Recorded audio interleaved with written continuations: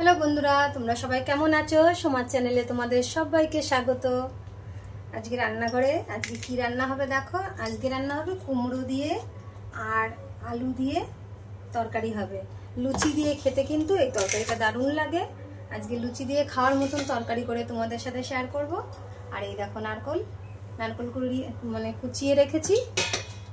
এই তরকারিটার মধ্যে নারকেল যাবে, নারকেল দিয়ে বেশ ভালো লাগে খেতে। তো চলো রান্নাটা চাপাই, আর কিভাবে রান্না করি তোমরা অবশ্যই দেখো, খুব ভালো লাগবে। কড়াইটা আমি বসিয়ে দিয়েছি আর গরমও হয়ে গেছে। সবার প্রথমে আমি দুটো শুকনো কড়াইতে আমি একটু ভেজে তুলে নেব।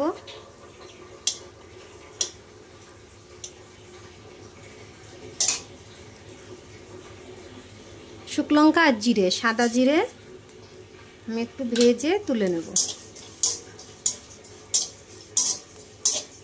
ভাজা জিরে তরকারিটা দিলে খুব ভালো লাগে, আর লঙ্কাটার জন্যে কালারটা খুব সুন্দর আসে।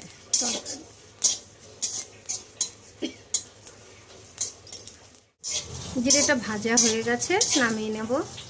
এই দেখো এইভাবে ভেজে নিয়েছি।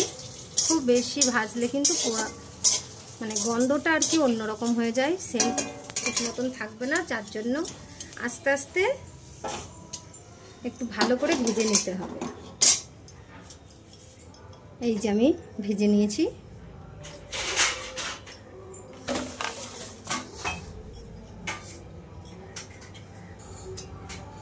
ওই কড়াইতেই আমি সর্ষের তেল দিয়ে দিচ্ছি।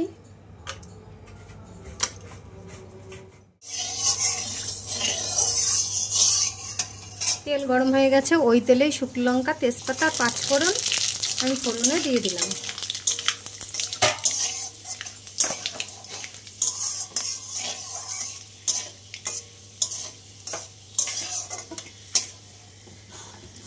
ফোড়নটা হয়ে গেলে আমি আলুগুলো আগে দিয়ে দেব।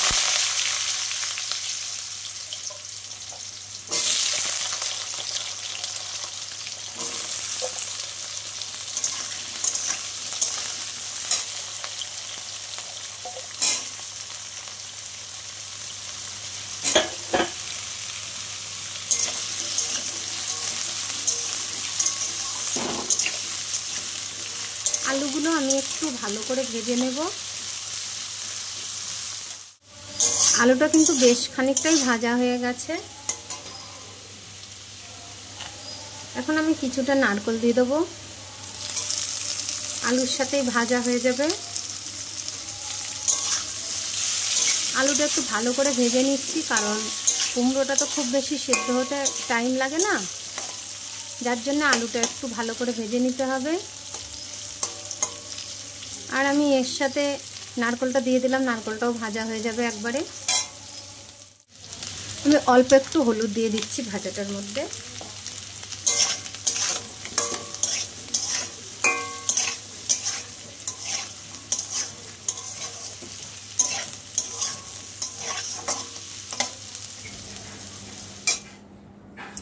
দেখো নারকেলটা কিন্তু খুব সুন্দর ভাজা হয়ে গেছে। আমি যতটুকুনি ভাজা চাইছিলাম সেরকম নারকেলটাও ভাজা হয়ে গেছে, আলুটাও কিন্তু খুব সুন্দর ভাজা হয়েছে। আলুটা কিন্তু নরমও হয়ে গেছে অনেকটা। এই সময় আমি কুমড়োগুলোকে দিয়ে দিলাম, আর তার সাথে কাঁচা লঙ্কাও দিয়ে দিলাম। কাঁচা লঙ্কা ঝাল যে যেমন খাবে সেরকম দেবে। আমি কাঁচা লঙ্কাগুলোকে একটু চিড়ে দিয়েছি। কুমড়ো তরকারিটা একটু ঝাল ঝাল, নুন হলুদ মিষ্টি সব কিছু আর কি পরিমাণ মতন সমান হলে খেতে ভালো লাগে। তো আমি সেইভাবেই করছি। আর ঝাল যারা যেমন খাও সেই পরিমাণ বুঝে দেবে।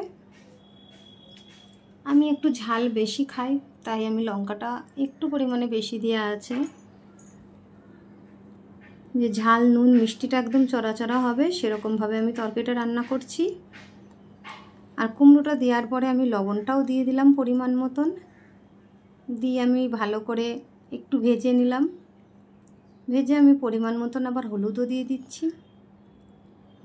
হলুদটা দেওয়ার পরেও আমি আর একটুখানি সময় ভাজবো। এইভাবে কুমড়োর তরকারি কিন্তু খুব ভালো লাগে খেতে। লুচি বলো রুটি বলো এগুলোর সাথে খেতে খুব ভালো লাগে। আমি দেওয়ার পরে বেশ খানিকক্ষণ একটু ভেজে নিয়েছি ভালো করে। ভেজে নেওয়ার পরে আমি একটু জল দিয়ে দিলাম। বেশি জল দেওয়ার দরকার নেই, অল্প করেই আমি জল দিলাম।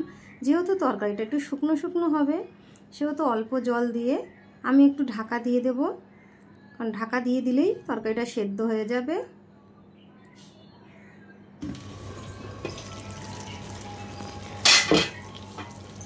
তরকারিটা দেখো হয়ে কিন্তু গেছে, নামাবো। তো তার আগে আমি একটু মিষ্টি দিয়ে দিচ্ছি, চিনি,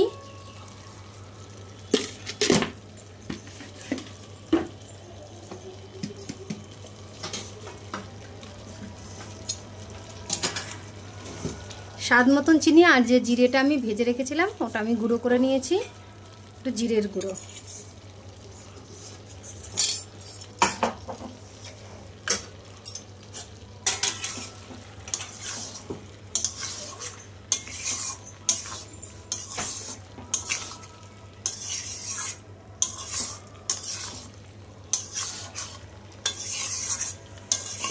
তরকারি কিন্তু কমপ্লিট।